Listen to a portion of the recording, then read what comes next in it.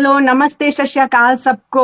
अस्सलाम वालेकुम। जो भी हमें बाद में देखेंगे उन सबको अस्सलाम वालेकुम, सत श्री अकाल। तो welcome to our raw and real the business edition episode number 22। हमारी पहले तो मैं सबको हाय बोलती हूँ, अंतिमा, इकरा जी और फातेह जी। हाय। हेलो। आई। हाय। आज आज जिनसे मैं इंट्रोड्यूस करवाना चाहती हूँ, पहले उनके बारे में थोड़ी सी इंट्रोडक्शन दे देती हूँ। She is very special guest for us. She is from Lahore, Pakistan. वो टेक्सास, यूएसए में रिसेंटली रह रही हैं। She is a beautiful mom. Lahore, Pakistan में 5 साल से टीचर थी, और यहाँ पे जब वो मूव हुई टेक्सास, यूएसए में, तो उन्होंने हॉस्पिटल इंडस्ट्री में भी वर्क किया, होटल एडमिन में भी वर्क किया। तो ज्यादा देरी ना करते हुए मैं उनसे ही पूछती हूँ उनकी कहानी। तो let's welcome. Hello Iqra ji. Hi. Hi Iqra. Hi hi everyone, welcome to कैसे आवर हो आप लोग? सेशन। कैसे हो आप? Thank you so much for having. मैं ठीक, आप लोग सब ठीक है? प्लेजर। या तो सबसे पहले हमारी ऑडियंस को आप अपना छोटा सा इंट्रोडक्शन दें। क्यों आपने इस बिजनेस को ज्वाइन किया वो बताएं। इससे पहले क्या क्या किया था वो सब भी थोड़ा सा जी बताएं। जी जरूर। सो हाय एवरीवन, जैसे कि सरबजीत ने मेरे बारे में थोड़ा सा आपको ऑलरेडी बताया है। मेरा नाम इकरा है, मैं ओरिजिनली लाहौर पाकिस्तान से हूँ और अब टेक्सास यूएस में अपनी फैमिली के साथ रहती हूँ। और मेरी एक 3 साल की बेटी है। और पहले मैं पाकिस्तान में एज अ टीचर मैंने 5 इयर्स जॉब की है। और जब यूएस मूव हुए तो एज यू ऑल नो कि हमें अपना सर्टिफिकेशंस लेनी पड़ती हैं। सेम अगर आपने सेम फील्ड में जाना है तो आपको सर्टिफिकेट लेना होगा, आपको स्टडी दोबारा से स्टार्ट करनी पड़ती है। तो जब मैं यहाँ पे आई तो मुझे भी वही करना था कि अपनी फील्ड चेंज नहीं करनी थी। लेकिन यहाँ पे आते साथ ही मैंने हॉस्पिटैलिटी इंडस्ट्री में जॉब स्टार्ट की और सोचा था कि बाद में मैं टीचिंग में ही जाऊंगी। लेकिन फॉर नाउ अभी मुझे job as a hotel admin मिली थी तो मैंने वो कंटिन्यू की और ऑलमोस्ट 1 ईयर वो की। और उसके बाद फिर जब मेरी बेटी हुई तो जॉब पे वापस जाना, जैसे हम सब को पता है कि आप मदर हो तो आपको जॉब पे जाना, बच्चे को छोड़ के, ये एक सबसे हार्ड टाइम होता है। सही। तो मेरे साथ भी वही था कि हार्ड टाइम था मेरा वो। और मुझे लगता था कि अगर मैं अपनी बेटी को दे के छोड़ के जाऊंगी तो उस तरह से एक जो कनेक्शन होता है आपका अपने बच्चों के साथ, अटैचमेंट होती है, वो नहीं रहती। और फिर मुझे ये भी होता था कि मेरी बेटी ने पता नहीं रो तो नहीं रही होगी, अगर मैं इसको छोड़ के जाती हूँ उसने कुछ खाया या नहीं, या उसका कोई टेक केयर जैसे एज अ मदर मैं कर रही हूँ कोई भी नहीं करेगा। तो यही चीजें माइंड में कॉन्टिन्यूसली चलती रहती थी। तो तभी मुझे रियलाइज हुआ कि अब मुझे कुछ ऑनलाइन सर्च करना है। और बहुत सी ऑनलाइन जॉब्स के लिए भी अप्लाई किया। लेकिन वहाँ पे यही रिक्वायरमेंट होती थी कि बिल्कुल क्वाइट बैकग्राउंड हो, नॉइस ना हो, और 8 to 9 आवर्स आपने देने हैं उस जॉब को भी। तो वो भी मेरे लिए पॉसिबल नहीं था एक एक न्यू बॉर्न बेबी के साथ। तो जब ये 3 मंथ्स की थी तब मुझे बिजनेस का पता चला। आई डिड माई रिसर्च, और पूरी रिसर्च करने के बाद मैंने within 1 week business start किया। और अभी 3 इयर्स से ज़्यादा हो गया मैं कर रही हूँ। बेटी अब मेरी 3.5 की है, तो मैं ये बिजनेस तब से कर रही हूँ जब वो 3 मंथ्स की थी। सो आई एम ग्लैड कि मैंने राइट टाइम पे स्टेप लिया और अभी अपनी जैसी दूसरी मॉम्स की, मदर्स की हेल्प कर रही हूँ बिजनेस स्टार्ट करने में। या एग्जैक्टली, बहुत बहुत। अच्छे से। हती जी, आप पूछिए पहले। हाँ जी, बहुत अच्छा बताया आपने इकरा। ये सभी मॉम्स की होती है कि अपने बच्चों के लिए उनको अपना करियर सेक्रीफाइस करना पड़ता है। और जब सबसे पहली प्रायोरिटी हम माओ के लिए बच्चे ही होते हैं कि हम उनके साथ टाइम स्पेंड करें और उनका टेक केयर जो है वो खुद से करें। तो मेरे ख्याल से हमारी ऑडियंस भी जो देख रही होंगी, मदर्स जो भी हैं, वो हम हमारे साथ रेजोनेट कर पाएंगी कि कितना मुश्किल होता है एक मॉम के लिए बच्चे को छोड़ के जॉब पे जाना और अपना करियर जो है वो बिल्कुल। कंटिन्यू रखना। खास करके फॉरेन्स में तो बहुत ही मुश्किल होता है जहाँ पे हमारी कोई फैमिलीज नहीं होती। फैमिली नहीं तो होती, मैं एग्जैक्टली। आपसे ये पूछना चाहूंगी कि कैसे कैसे आपकी जो ये जर्नी रही उसमें कैसे कैसे चैलेंजेस आए और आपने कैसे उनको ओवरकम किया, क्योंकि बहुत सारे हमारे व्यूअर्स हैं जिनको लगता है कि हम नहीं कर पाएंगे, मतलब ये सोच के कि डिजिटल ऑनलाइन बिजनेस है और पीछे हट जाते हैं कि पता नहीं इसमें क्या करना है, हमारे बस की बात नहीं है। और आप क्या बोलना चाहेंगे उनको? देखिए, मैं सबसे पहले तो ये जो भी हमारे फॉलोअर्स हैं जो हमें अभी देख रहे हैं या रिप्ले देखेंगे, मैं उन्हें यही कहना चाहूंगी कि कोई भी बिजनेस है, traditional business average 3 to 5 years आपको लगते हैं बिजनेस को बिल्ड करने में। ट्रेडिशनल बिजनेस की, हमारे बिजनेस में टाइम स्पैन कम जरूर है कि आप पीरियड कम है कि आप विद इन फ्यू मंथ्स अच्छी अर्निंग स्टार्ट कर सकते हैं, लेकिन इट डिपेंड्स कि आप जो है वो कितनी एफर्ट पुट कर रहे हैं। तो हर बिजनेस में चैलेंजेस आते हैं, ऐसा नहीं है कि ऑनलाइन है या डिजिटल बिजनेस है तो आपको चैलेंजेस नहीं आएगी, हर चीज स्मूथली चलेगी। हमारे बिजनेस प्लेटफॉर्म में हमें हर चीज प्रोवाइड की जाती है, पूरा आपको एक सिस्टम बिल्ड करके एक सेटअप दिया जाता है, आपको जस्ट प्लग इन होना है और 10% एफर्ट्स करनी है, 90% तो सिस्टम हैंडल कर रहा है, ऑटोमेशन है और बाकी बैक एंड पे जो सब कुछ हो रहा है। लेकिन जो 10% एफर्ट है वो तो एटलीस्ट आपने पुट करनी है। ऐसा तो नहीं है कि आपने बिजनेस स्टार्ट किया और अब आप वेट कर रहे हैं कि कहीं से पैसे आएंगे मुझे प्रॉफिट स्टार्ट होगा, तो ऐसा कोई भी रियल बिजनेस आपकी एफर्ट्स मांगता है। You have to put effort in your business, तभी आपको रिजल्ट मिलेंगे। तो अगर तो लोग हमें, ये हमारे लोग बेसिकली हमारे जो अपनी इंडिया से या पाकिस्तान से लोग हैं, तो बहुत से लोगों को लगता है कि बस बिजनेस स्टार्ट कर लिए तो अब कुछ नहीं करना। तो सबसे पहला तो आपको स्किल सीखना है डिजिटल मार्केटिंग का, क्योंकि जब आप स्किल सीखते हो तो आप एक लॉन्ग टर्म चीज के लिए काम कर रहे हो। आप जब स्किल सीख लेंगे तो ऑटोमेटिकली आपका बिजनेस रन होना स्मूथली स्टार्ट होगा। तो चैलेंजेस की जहां तक मैं अपनी बात करूं तो चैलेंजेस आए थोड़े बहुत, और अभी भी कभी आते हैं, 3 इयर्स हो गए हैं, लेकिन ये it's a part of journey, हमारे बिजनेस का भी और मेरी जर्नी, हमारी जर्नी का पार्ट है कि चैलेंजेस नहीं आएंगे तो आप सीखेंगे नहीं। तो मुझे सबसे पहला चैलेंज ये था जब बिजनेस स्टार्ट किया कि टाइम कैसे मैनेज करना है, क्योंकि मुझे टाइम मैनेजमेंट का उस तरह पता नहीं था कि फर्स्ट बेबी था और सारी, आपको पता है यहाँ पे कोई आपको हाउस हेल्प भी नहीं है, आपके फैमिली मेंबर भी नहीं है, तो कैसे करना है। तो जब मैंने बिजनेस स्टार्ट किया मैं थोड़ी सी डरी हुई थी कि बच्ची के साथ कैसे मैनेज होगा, लेकिन मैंने एक स्केड्यूल बनाया था कि ये जब सोएगी नैप लेगी तब मैं करूंगी। तो वो तब मुझे चैलेंज लगता था, लेकिन अब लगता है कि वो इजी था लेकिन उस टाइम वो चैलेंज था मेरे लिए। और उसके बाद ये है कि दूसरा चैलेंज ये था कि लोग बिजनेस के बारे में पूछते हैं, लोग आते हैं, स्टार्ट भी करना चाहते हैं, लेकिन लोग स्केप्टिकल बहुत ज्यादा होते थे और अभी भी ऐसा होता है। तो लोगों को एक्सप्लेन करना भी एक बहुत बड़ा चैलेंज था, क्योंकि टू बी ऑनेस्ट बहुत से लोग ऐसे हैं जो करना चाहते हैं लेकिन वो अंडरस्टैंड नहीं कर पाते चीजों को। उनको लगता है कि अगर आपके हस्बैंड ने कह दिया कि भाई ये बिजनेस स्कैम है तो ये स्कैम ही है, मान लेते हैं। तो फिर वो रिसर्च भी नहीं करना चाहेंगी कि एटलीस्ट हस्बैंड को भी सब कुछ नहीं पता होता। आई नो कि हम लोग हमारे कल्चर में हस्बैंड को की बात सुनना मानना एक बहुत चीज इंपॉर्टेंट चीज है और हमें करना भी चाहिए, लेकिन हस्बैंड भी इंसान है, हस्बैंड भी परफेक्ट नहीं है, उनको भी इंफॉर्मेशन नॉलेज की जरूरत है। कोई भी नई चीज जो मेरे लिए न्यू है वो मेरे हस्बैंड के लिए भी न्यू है, तो अगर मैं इन्फॉर्मेशन ले रही हूँ तो मुझे उनको भी तो बताना है। तो एटलीस्ट मैं ये बोलती हूँ कि आप अपने आप को इतना अच्छा एजुकेट करें कि फिर आप अपने हस्बैंड को बता सकें बिजनेस के बारे में। जब आपको खुद ही नहीं आप इंफॉर्मेशन ही नहीं ले रहे और आप एक ही बात बोलते जा रहे हैं कि ये स्कैम होगा, मेरे हस्बैंड बोल रहे हैं, तो आप अपने हस्बैंड को भी नहीं बता सकते बिजनेस के बारे में। तो ये दो चैलेंजेस मुझे फेस करने पड़े थे।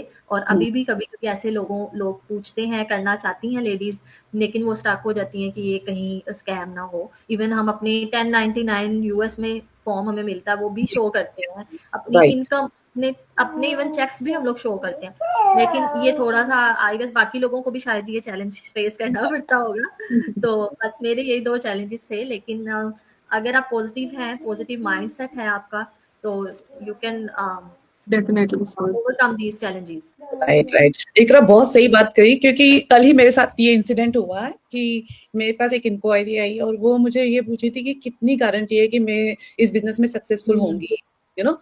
तो मैंने जो आपने बोला वही मैंने उसको बोला कि आपको गारंटी तो आपको किसी भी चीज की नहीं है। जब हम स्टडी कर रहे थे तब भी उसकी भी गारंटी नहीं थी कि आप पास हो गए कि फेल हो गए। आपने अपनी मेहनत करी तभी आप सक्सेसफुल हुए, आप पास हुआ, आप आगे बढ़े, आपने यू नो।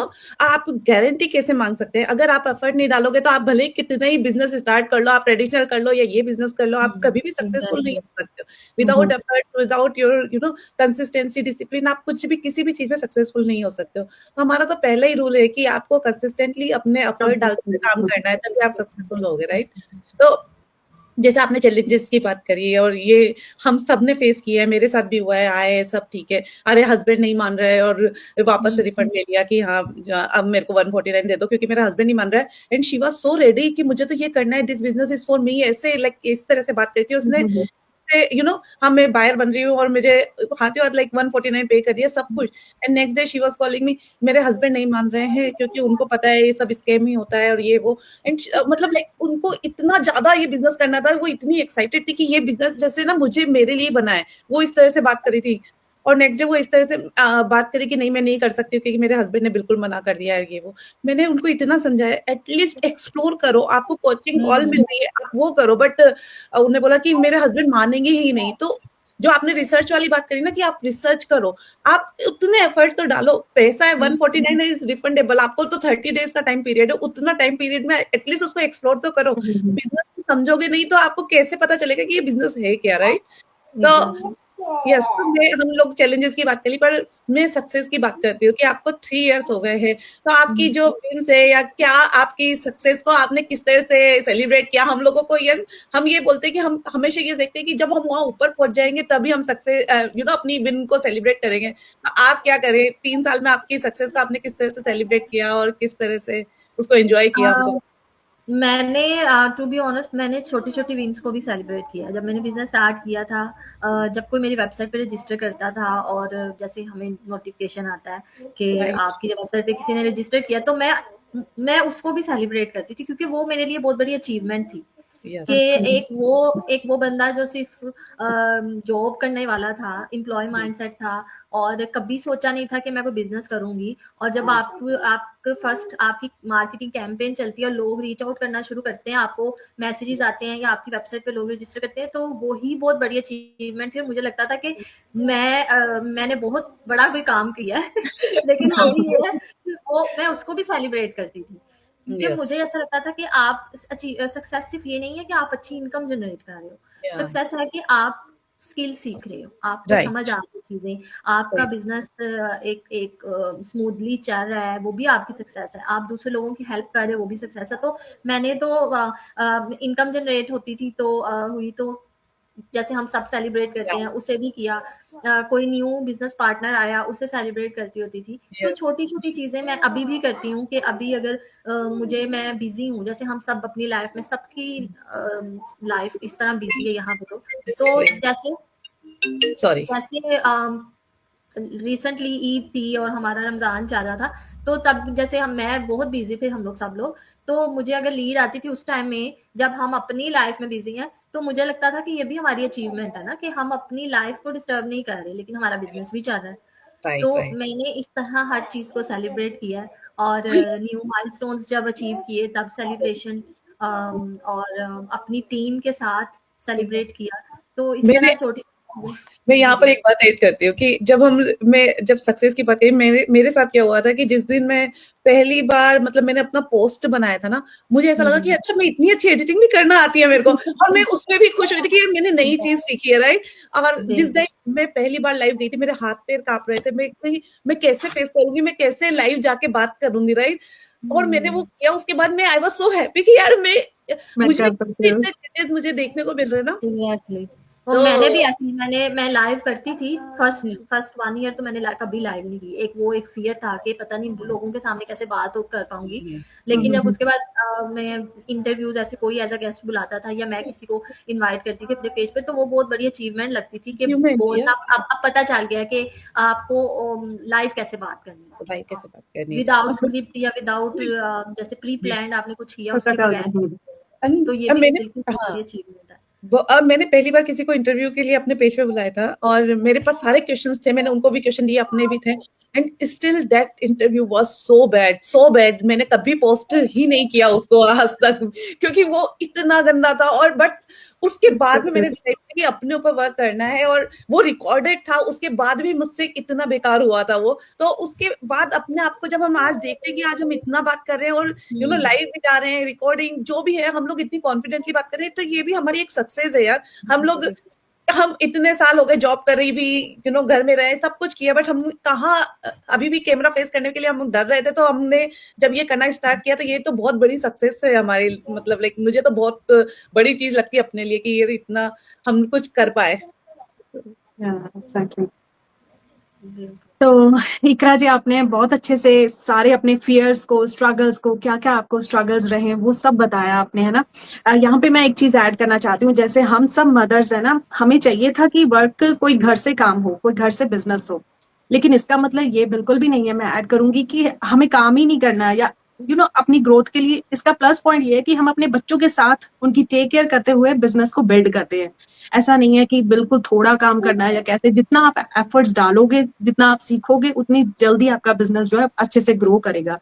दूसरा आपने बताया था कि हस्बैंड का ना, तो मेरी सभी हस्बैंड्स को, भाइयों को रिक्वेस्ट है कि एटलीस्ट आपको कई बार पता नहीं होता ना कि कोई बिजनेस स्कैम है, या आपका वो कंसर्न बिल्कुल डेफिनेटली ठीक है ना, क्योंकि स्कैम भी होते हैं ना।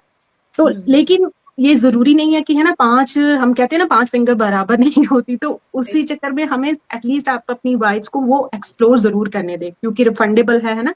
हमारा जो ट्रायल पीरियड है विद इन 30 डे बहुत होते हैं सोचने के लिए कि आप कंटिन्यू कर रहे हो नहीं कर रहे हो ना। तो मेरी स्पेशली हस्बैंड को रिक्वेस्ट है, एक बार आप भी एक्सप्लोर करें। मे बी आप बिना एक्सप्लोर किए ही उस चीज को जाने दे रहे हो, क्योंकि हम लोग जो है स्किल्स बहुत ज्यादा सीख रहे हैं। हम जब छोटी सी चीज, जैसे अंतिमा ने बताया ना, एडिटिंग करना और ये सब, ये बहुत बड़ी अचीवमेंट होती है। हम लाइव जा करके बोल नहीं पाते थे, लेकिन अभी हमें वो चीज का कॉन्फिडेंस भी आया, राइट। और हम वीडियो भी बनाते हैं, सब कुछ करते हैं। ये छोटी छोटी चीजों को हम सेलिब्रेट जरूर करते हैं ना। तो यहाँ पे मैं आपको कहना चाहूंगी कि आप सारी ऑडियंस को ऐसा क्या मैसेज देना चाहते हो, एक छोटा सा मैसेज, कि लोग इस चीज को एक्सप्लोर जरूर करें, भले ही स्टार्ट करें ना करें, इट्स ऑल डिपेंड ऑन कि उनका क्या डिसीजन है ना। 30 डे बहुत होते हैं सोचने के लिए। तो आप क्या एक छोटा सा मैसेज देना चाहोगे उनको? मैं यही मैसेज देना चाहूंगी कि जी मेरी आवाज आ रही है? Can you hear me? आ रही है। ओके। सो मैं यही मैसेज देना चाहूंगी लास्ट पे कि आप देखें ज़रूर, क्योंकि देखें हम जब तक कुछ एक्सप्लोर नहीं करते ना, हमारे सामने दिन में आपके सामने कितने लोगों की आपको एड्स दिखती होंगी बिजनेस के बारे में, डिफरेंट डिजिटल बिजनेस के बारे में, ऑनलाइन बिजनेस के बारे में, लेकिन माइंड में पहली थॉट आती है कि ये स्कैम है। और ये नेचुरल है, ये मेरे भी आई थी, या हम लोग बाकी लोग जो हम लोग हैं, हम लोगों के माइंड में ये पहला आती ही ये थॉट है कि ये स्कैम तो नहीं। लेकिन आप एटलीस्ट रिसर्च तो करें ना। रिसर्च करने में तो पैसे नहीं लगते। आपको हम लोग रिसोर्सेज फ्री दे रहे हैं, आपको वेबिनार फ्री है, हमारे बिजनेस इंफॉर्मेशन ग्रुप्स हैं। आप जब हमारी वेबसाइट पे रजिस्टर करते हैं तो वेबिनार देखने के बाद आप ग्रुप्स ज्वाइन करें, वहां पे आप हर चीज खुद देखें। और कोई भी बिजनेस जिसमें आप टैक्स फाइल कर रहे हो वो स्कैम नहीं होता। तो आपको तब पता चलेगा जब आप रिसर्च करेंगे, जब आप देखना चाहेंगे, और जब आप खुद देखेंगे, आपके पास पूरी नॉलेज होगी, तो तब भी आप अपने हस्बैंड को या आपके फैमिली मेंबर्स हैं जो आपको ये कह रहे हैं कि ये स्कैम है, तो उनको बता सकेंगे, उनको एजुकेट कर सकेंगे। और आप अपनी लाइफ में अगर हमें कुछ करना है तो हमें रिस्क लेना पड़ता है। जैसे अंतिमा ने कहा कि जब हम स्टूडेंट लाइफ होती है तो हम लोग, जब हमारे एग्जाम्स हो रहे होते हैं तो हम अपनी पूरी एफर्ट लगाते हैं, लेकिन हमें रिजल्ट का तो नहीं पता कि पास है या फेल है, या कुछ अच्छे ग्रेड्स आएंगे या अच्छे ग्रेड्स नहीं आएंगे, लेकिन एटलीस्ट हम क्या कर रहे होते हैं, हम अपनी एफर्ट्स पूरी पुट कर रहे होते हैं। तो यहाँ पे भी ऐसे ही आपको, you have to put your time, effort, और आपको अपने आप में इन्वेस्ट करना है। और आप जब खुद अपने आप में इन्वेस्ट करते हैं, आप टाइम देते हैं, सीखते हैं, तो आपको पता चलता है कि आप कितने कैपेबल हैं, आप क्या कुछ कर सकते हैं। क्योंकि आप हस्बैंड पे या अपने बाकी फैमिली मेंबर पे कब तक डिपेंड करेंगे?